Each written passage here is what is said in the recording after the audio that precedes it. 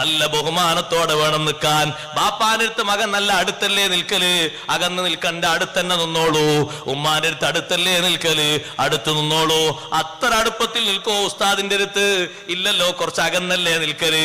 ബാപ്പാനോട് അടുത്ത് നിൽക്കുമ്പോൾ ഉസ്താദിനോട് അടുത്ത് നിൽക്കൂലല്ലോ. കുറച്ച് ബഹുമാനത്തിൽ നിന്നിട്ടല്ലേ ക്ലാസ് തന്നെ കേൾക്കല്.